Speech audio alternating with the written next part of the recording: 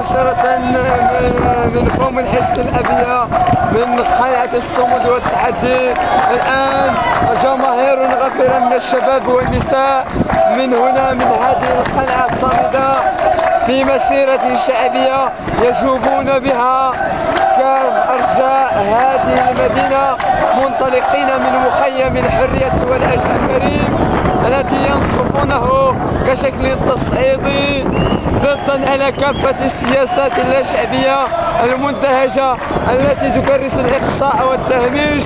إنهم شباب 20 فبراير، نساء 20 فبراير، وهول 20 فبراير بفم الحصن يعلنونها صرخة مدوية من أجل حقوقهم العادلة والمشروعة.